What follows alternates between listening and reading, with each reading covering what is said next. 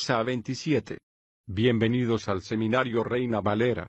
Yo soy Gilberto Aves, rector del Seminario Abierto, y esta es la lección número 27 de la materia Sinopsis del Antiguo Testamento, cuyo tema es Daniel. El camino al futuro. Pedimos la bendición de Dios sobre el estudio de su palabra. Empecemos. Daniel, de camino al futuro. Por Ray C. Stedman. Casi todo el mundo lee el libro de Daniel con un sentimiento de admiración y anticipación, porque este libro normalmente se considera un libro profético que nos anuncia el futuro, y esto es cierto. El libro de Daniel, juntamente con el de Apocalipsis, expone de manera maravillosa los acontecimientos futuros tal y como Dios los ha ordenado en el programa de la historia. Este libro no se ha cumplido aún, ni mucho menos, ni tampoco el de Apocalipsis. Estos dos libros, uno de ellos del Antiguo y otro del Nuevo Testamento, se complementan el uno con el otro de modo extraordinario en lo que se refiere a su simetría y su armonía. El libro de Apocalipsis explica el libro de Daniel, que establece la base del libro de Apocalipsis. Si desea usted conocer qué plan tiene Dios para el futuro, es esencial que entienda usted este libro de Daniel. Pero el conocimiento acerca del futuro puede ser algo muy peligroso.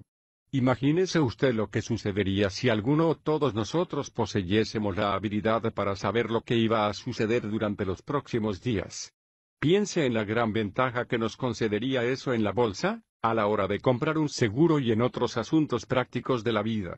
Dios no nos expone el futuro de manera general, al menos no de un modo detallado, y por supuesto que no nos dice lo que va a pasarle a una persona concreta en el futuro. Pero lo que sí nos muestra en las escrituras proféticas es la tendencia general de los acontecimientos y a dónde irá a parar todo esto. Cualquier persona que investigue este aspecto cuidadosa y detenidamente, además de examinar lo que dicen las escrituras, descubrirá cosas que son importantes y que le serán de ayuda acerca de lo que está pasando hoy en nuestro mundo. Todo lo que está sucediendo pasa conforme a los propósitos que tiene Dios para la tierra. Todo lo que acontece terminará exactamente tal y como Dios nos lo había anticipado. Podemos entender lo que está sucediendo en nuestros días y sabemos en qué consiste el programa profético. Dios ha tomado dos medidas de precaución en lo que se refiere a desvelar el futuro. Para empezar, ha envuelto estos pasajes proféticos en un lenguaje simbólico y nos los ha transmitido en forma figurada. Por eso es por lo que aparecen cosas extrañas en estos libros proféticos, extrañas bestias que tienen varias cabezas y cuernos que salen de ellas, así como toda clase de imágenes y de visiones indescriptibles. Lo mismo sucede con el libro de Apocalipsis, en el que aparecen extrañas bestias con una combinación de extraordinarias características. Estas cosas siempre han dejado a la gente perpleja.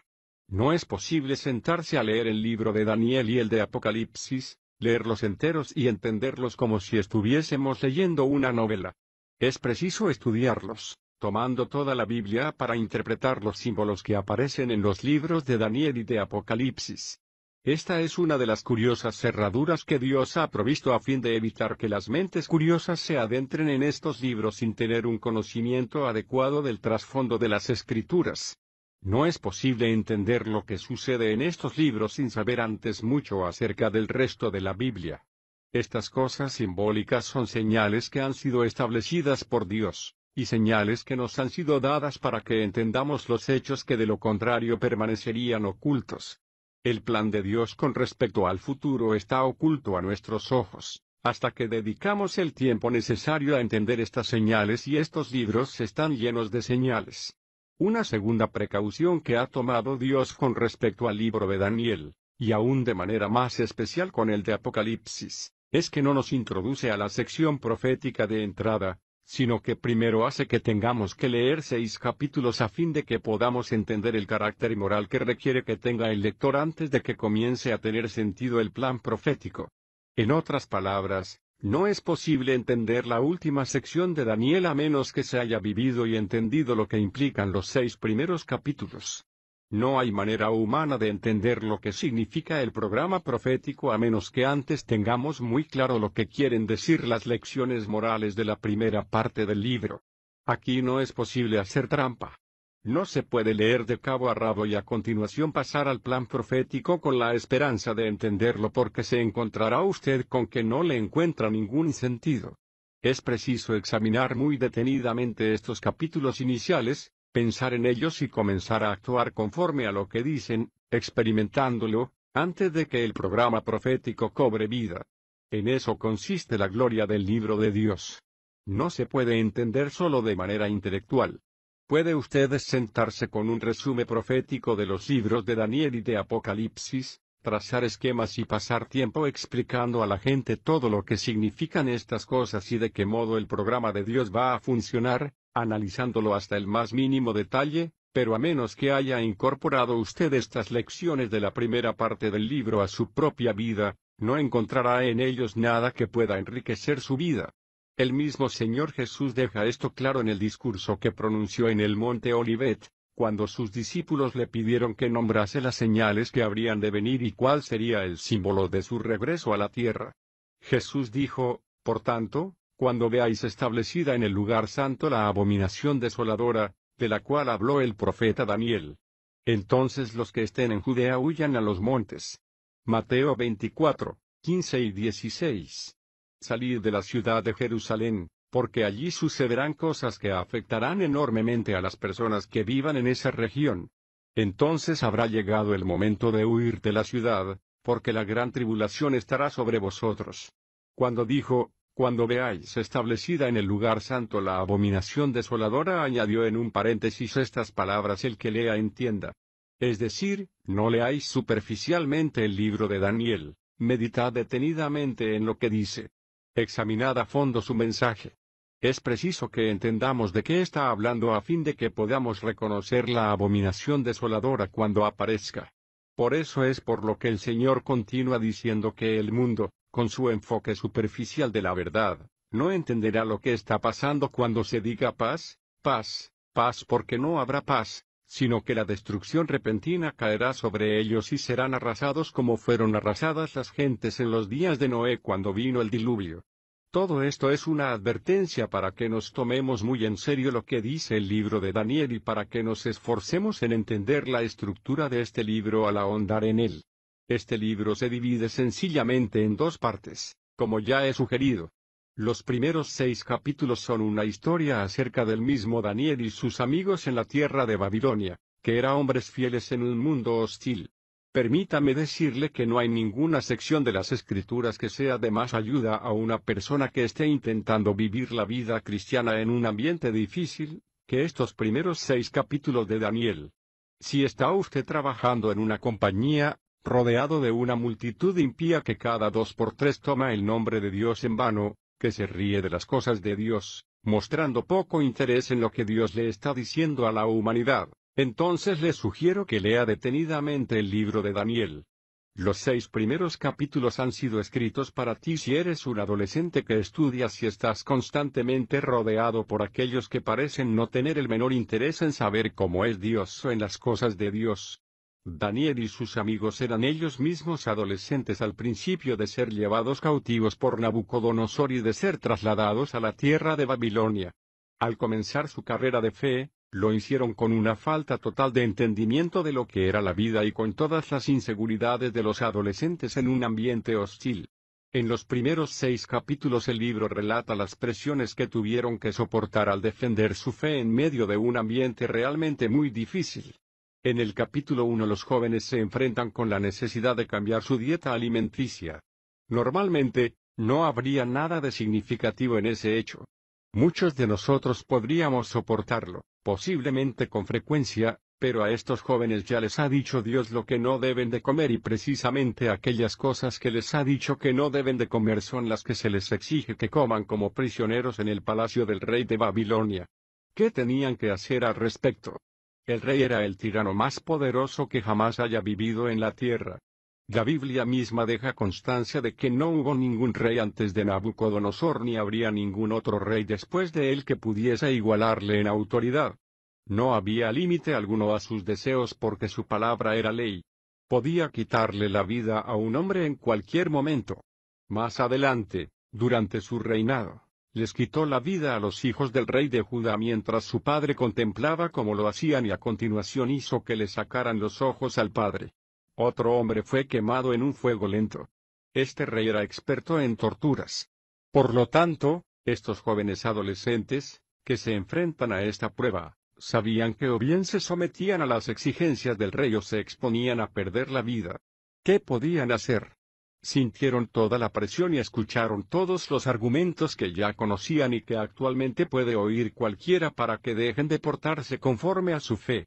No hay duda de que oyen el argumento, bajo la forma que adoptase en aquellos días. Cuando estés en Roma haz como hacen los romanos. Todo el mundo lo está haciendo, ¿qué diferencia hace lo que comas? ¿Qué pasa si os tomáis un bocadillo de jamón con los babilonios? ¿Qué diferencia hay? Después de todo, se encontraban prisioneros en un país lejano a su hogar y su ciudad había sido destruida. ¿Quién se iba a enterar? ¿A quién le iba a importar lo que hiciesen? Sienten la presión, pero estos jóvenes se mantienen firmes y Dios los honra por ello. Dios les concede la gracia de soportar a pesar de la presión ejercida sobre ellos y, como resultado, son exaltados y colocados en posiciones de autoridad y de responsabilidad en el reino. Hallamos en todo el libro la historia de la presión repetida. En el capítulo 2 hallamos parte del motivo por qué estos jóvenes se tuvieron que someter a esta clase de prueba. Se ve más claramente aquí, en la historia de la gran visión en un sueño acerca del rey Nabucodonosor.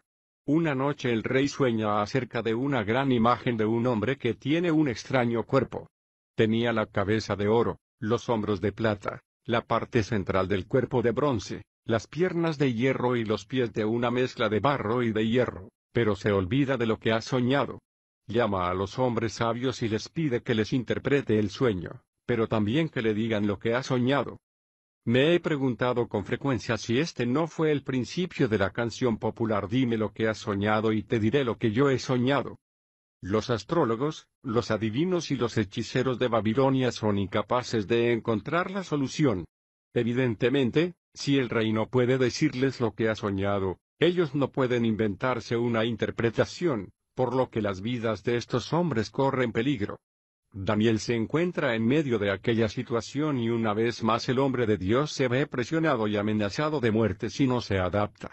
Pero una vez más el hombre de Dios sale airoso, como le sucede siempre que está dispuesto a ser fiel y a obedecer a Dios a pesar de las presiones porque Dios predomina en los asuntos de los hombres y la vida no la decide nunca las meras presiones superficiales. El resultado que parece lógicamente inevitable al enfrentarnos a una situación no es necesariamente el resultado que se producirá si confiamos en un Dios invisible que gobierna los asuntos de los hombres y esa es la gran lección de todo este libro. Lo encontramos maravillosamente expresado por Daniel en su oración a Dios en el capítulo 2, sea bendito el nombre de Dios desde la eternidad hasta la eternidad. Porque suyos son la sabiduría y el poder. Él cambia los tiempos y las ocasiones, quita reyes y pone reyes. Da sabiduría a los sabios y conocimiento a los entendidos. Él revela las cosas profundas y escondidas, conoce lo que hay en las tinieblas, y con él mora la luz. 2, 20 y 22. Si está usted en contacto con un Dios así, no tiene usted que preocuparse por lo que esté haciendo la multitud. Porque ese Dios puede ocuparse de usted y puede resolver su situación por muy imposible que parezca. Esa es exactamente la historia de Daniel, repetida 5 veces diferentes en los primeros 6 capítulos. Y Dios le concede a Daniel y a sus amigos el privilegio de obligar al hombre más poderoso de la tierra a reconocer el gobierno supremo de Dios. ¿Sabe usted que esta es la postura que debiera adoptar todo cristiano en la actualidad? El mundo vive con la idea de que no existe Dios, o que si existe no tiene ningún poder real porque no hace nada, no cambia la historia, no afecta a las vidas humanas. No participa en las situaciones para hacer una diferencia en ellas. Es un gran anciano que está allá en el cielo, en alguna parte, que no afecta a nada de lo que pasa aquí abajo. Esa es la filosofía del mundo. Pero cada creyente se encuentra en una situación en la que si anda de manera fiel, si obedece a lo que Dios ha mandado a pesar de las presiones ejercidas sobre él, se le concede el privilegio de abrirle los ojos a los hombres sobre el hecho de que Dios existe, no está muerto, y está participando en los asuntos de los hombres y tiene un poder con el que hay que contar. En el capítulo 3 encontrará usted el relato del horno de fuego. A los jóvenes se les manda que se inclinen ante la imagen que Nabucodonosor ha erigido, pensando con orgullo en la imagen que vio en el sueño que tuvo. Debido a que le fue dicho que él representaba a la cabeza de oro, que era el rey más importante del mundo, su orgullo hizo que se encumbrase, haciendo que se construyese una imagen en la planicie. Era una imagen inmensa, tan alta como algunos de nuestros cohetes que disparamos hacia el cielo, y toda la multitud está reunida en la planicie, con estos 3 hombres entre ellos. Se les ordena a todos que se inclinen y adoren a la imagen. A fin de animarles, se construyó un gran horno de fuego al otro lado de la planicie, y se les dice que si no se inclinan, allí es donde acabarán. Esa es una enorme presión para que la tengan que soportar estos jóvenes y además tienen algunos estímulos más. Hay una banda, ¿y qué banda? Aquí se mencionan los instrumentos, que son una corneta, una flauta, una cítara, una lira, un arpa, la zampoña y todo instrumento de música, y todo el mundo se inclinaba y adoraba a la imagen, a excepción de estos 3 jóvenes. Cuando son conducidos ante la presencia de Nabucodonosor, él les ordena que se inclinen. Y entonces es cuando pronuncian estas maravillosas palabras: «Oh, Nabucodonosor, no necesitamos nosotros responderte sobre esto». 3:16. ¿No están siendo impertinentes? Lo que quieren decir es que no necesitan ningún tiempo para pensarse la respuesta. No necesitamos consejo, sabemos lo que decir. Si es así, nuestro Dios a quien rendimos culto, puede librarnos del horno de fuego ardiendo y de tu mano, oh Rey, nos librará. Y si no. 3:17. Estas son palabras de fe, y si no. Nuestro Dios puede, pero no conocemos la mente de Dios.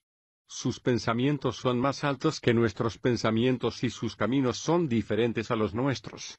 Puede que no lo haga, pero incluso aunque no lo haga, punto que sea de tu conocimiento, oh Rey, que no hemos de rendir culto a tu Dios ni tampoco hemos de dar homenaje a la estatua que has levantado.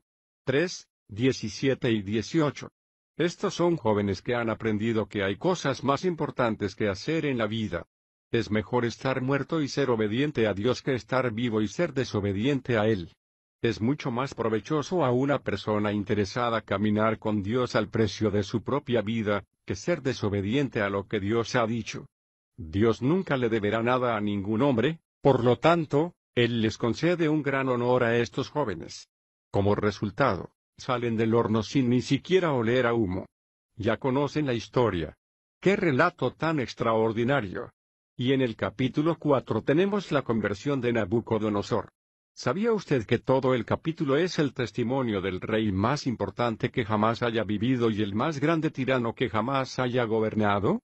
Es la historia de cómo Dios quebrantó el orgullo que tenía en su corazón, le humilló y le dejó guiarse por su orgullo, y el resultado fue el mismo que siempre se produce cuando las personas se dejan llevar por su orgullo, la locura. Salió al campo y se puso a comer la hierba de los campos durante 7 años. Su trono fue conservado, pero él se portó como un animal. Esto es lo que siempre le sucede al hombre que prefiere caminar sin tener comunión con el Dios vivo. Se convierte en una especie de animal, como una bestia, con la mente embrutecida, y el rey Nabucodonosor se volvió una especie de animal. A continuación el rey cuenta de qué modo le fue restablecida la razón por la gracia de Dios, y su palabra final en este capítulo es un gran testimonio de fe, de cómo Dios le humilló y le hizo volver. Ahora yo, Nabucodonosor, alabo, exalto y glorifico al Rey de los cielos, porque todas sus obras son verdad y sus caminos son justicia. Él puede humillar a los que andan con soberbia. 4:37. ¿Quién hizo que llegase a esto? Humanamente hablando, fueron Daniel y sus amigos, 4 jóvenes que fueron usados por Dios para ganarse el corazón del rey más importante del imperio más grandioso que jamás ha visto el mundo hasta hoy. Veamos ahora lo que dice el capítulo 5. Aquí tenemos la historia de la escritura sobre la pared, la conocida historia del rey Belsasar.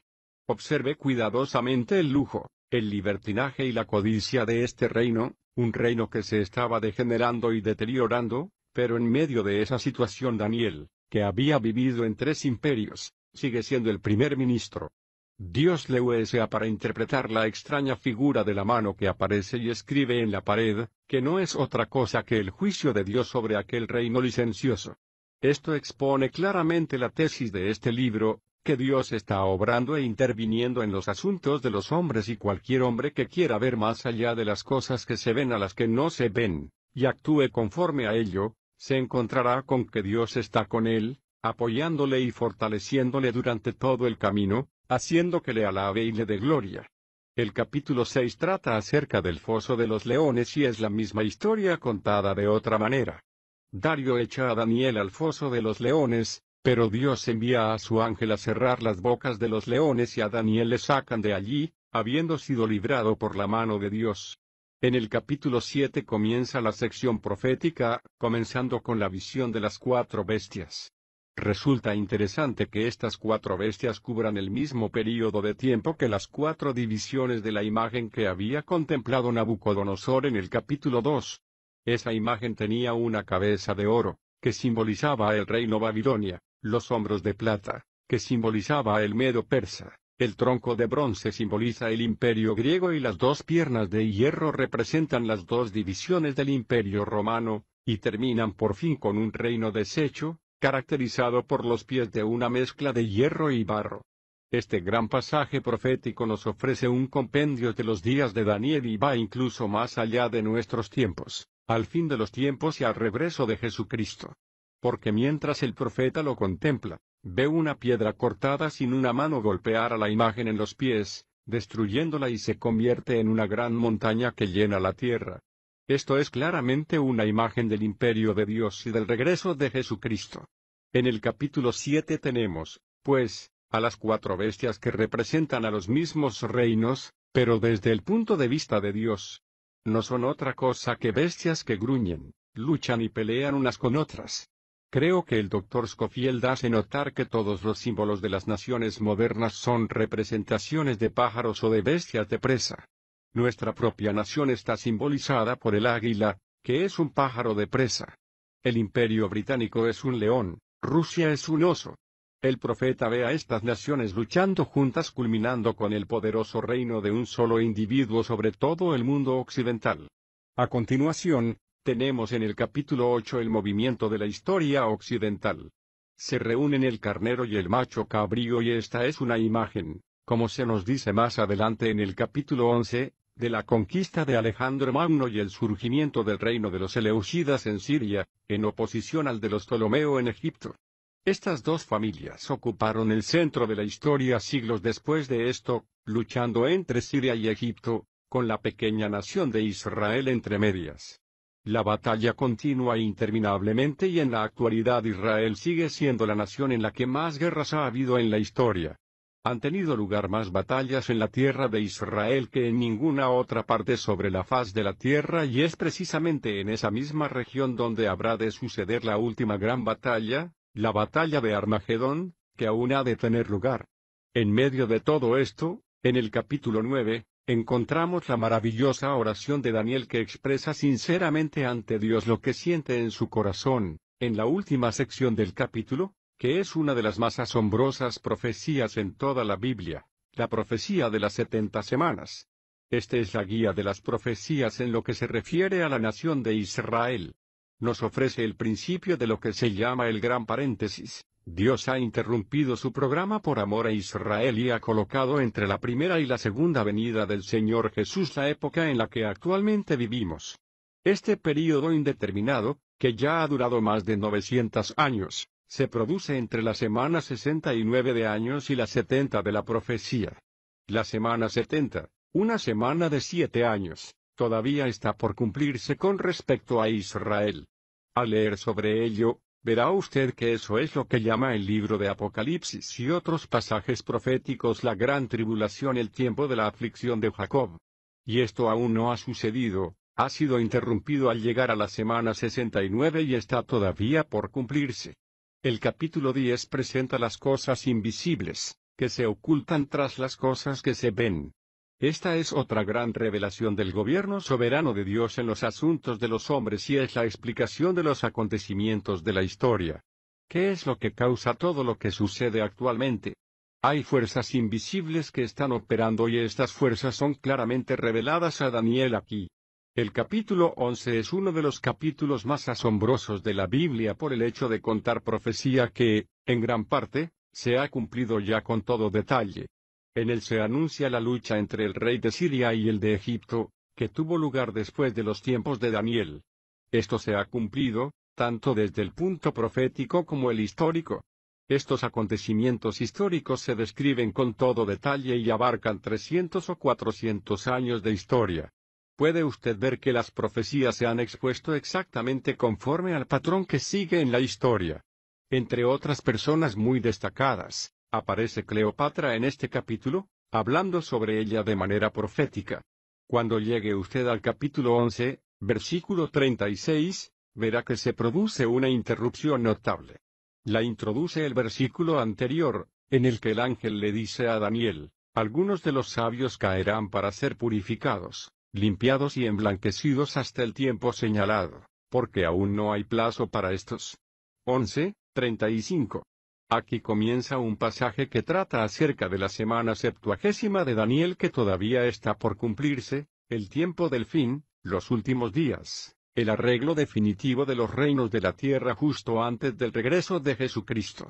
Este asombroso pasaje predice una invasión de Palestina y una contrainvasión de Egipto en el sur y a continuación la reunión de dos grandes ejércitos en la tierra de Israel y finalmente la destrucción de estos ejércitos en las montañas de Israel. Esto también se describe claramente en los capítulos 38 y 39 de Ezequiel y en el segundo capítulo de Joel y hallará usted además otras referencias proféticas sobre ello. El principio del capítulo 12 nos presenta el más importante acontecimiento de la historia que todavía no se ha cumplido, la venida de Jesucristo. Aquí no se menciona como tal, pero esto es lo que oye Daniel: en aquel tiempo se levantará Miguel, el gran príncipe que está del lado de los hijos de tu pueblo, Israel. Será tiempo de angustia, como nunca fue desde que existen las naciones hasta entonces. Pero en aquel tiempo tu pueblo será librado, todos aquellos que se encuentren inscritos en el libro. 12:1. A esto sigue una resurrección, y muchos de los que duermen en el polvo de la tierra serán despertados, unos para vida eterna y otros para vergüenza y eterno horror. 12:2. Y el juicio final de Dios: los entendidos resplandecerán con el resplandor del firmamento, y los que enseñan justicia a la multitud, como las estrellas, por toda la eternidad. 12:3. A continuación se le da a Daniel una señal de cuándo habrá de suceder esto: pero tú, oh Daniel, cierra las palabras y sella el libro hasta el tiempo del fin. Muchos correrán de un lado para otro y se incrementará el conocimiento. 12:4. Muchos eruditos bíblicos entienden que esto es una indicación de que al acercarnos a los tiempos del fin, los transportes y el conocimiento aumentarán rápidamente de la misma manera que ha sucedido en nuestro propio tiempo. Hay una cosa más que es importante en relación con este último capítulo. Daniel hace ciertas preguntas al ángel que le ha revelado esto, y entonces se le da a entender dos grandes principios que operan en la vida humana. Usted y yo oímos con frecuencia a personas que discuten sobre lo que está sucediendo en el mundo con comentaristas de los periódicos y otras personas que están constantemente presentándonos informes de cosas terribles. La gente dice con frecuencia: ¿qué está pasando? ¿Está el mundo yendo de mal en peor o va cada vez mejor?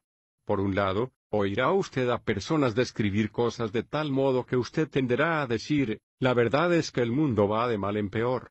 Entonces alguien contesta: no, no es así. Tenga usted en cuenta esto y lo otro. Estoy convencido de que el mundo está mejorando. Estamos progresando. Pero el libro de Daniel deja perfectamente claro que nunca entenderemos la palabra y la obra de Dios hasta que no creamos en estos dos principios. Porque en el versículo 10 del capítulo 12 se le dice a Daniel: muchos serán limpiados, emblanquecidos y purificados, lo bueno mejorará. Pero los impíos obrarán impíamente y ninguno de ellos entenderá, pero el mal empeorará, pero los sabios sí entenderán. 12:10. Jesús dijo que la buena semilla había sido sembrada, pero el enemigo había venido y había sembrado cizaña entre el trigo. Dejad que ambos crezcan juntos, dice, hasta la cosecha. Mateo 13:30. Creo que esto es ciertamente verdad en la historia. En la actualidad el mal es peor de lo que jamás lo ha sido. Es más sutil, más demoníaco, más satánico, más difícil de detectar de lo que jamás lo ha sido en la historia humana, pero el bien es además mejor de lo que lo ha sido antes, el bien es más poderoso. Su efecto sobre la sociedad humana en relación con el mal que la rodea es superior a lo que jamás ha sido. Estos dos principios están actuando en la sociedad humana, pero ninguno de los dos vencerá al otro. El bien no va a ser tan triunfante que el mal acabe por desaparecer, como se creyó al comienzo de este siglo. Ni tampoco va a ser el mal tan poderoso que acabe por desaparecer el bien. Ambos terminarán enfrentándose en un gran conflicto, y en toda la Biblia ha quedado constancia de que en un momento concreto de la historia Dios volverá a intervenir en los asuntos humanos. Acerca de esta confrontación definitiva de la sociedad humana se le dice a Daniel: bienaventurado el que espere y llegue hasta 1335 días. Pero tú, continúa hasta el fin, y descansarás y te levantarás para recibir tu heredad al fin de los días. 12 y 13. Aquí tenemos palabras proféticas del Mutjelike, catedrático y director de la Universidad de Hamburgo en Alemania. Puede que nosotros los hombres hagamos lo que queramos. Puede que vengan Nabucodonosor, y Genghis Khan y Mao Zedong, pero ninguno de ellos puede dar al traste con los planes de Dios, sino más bien cumplirlos, incluso en contra de la voluntad de estos hombres. Aunque lo que escuchamos en la actualidad son tonos menores y melancólicos, lo que se sigue interpretando aún es la sinfonía de Dios y se interpretará hasta el final. Es posible que los tonos individuales crean saberlo todo, puede que quieran imponerse y hacer las cosas a su manera, pero todos ellos han sido compuestos para formar parte de una partitura en la que solo Dios manda y en la que todo se escucha desde el punto de vista celestial, y que tiene su sucesión en los tonos de Dios que concluyen con este acorde final. Los ricos del mundo se encuentran en el proceso de ir, pero el reino de Dios está en proceso de venir. No crea usted para nada que sea posible que haya nadie que se pueda librar de servirle, aunque renuncie 10 veces a Dios. Incluso en la extrema perversión de la autoridad, como en la tiranía de un estado totalitario, los hombres se ven obligados, a pesar de ellos mismos, a conservar el remanente del orden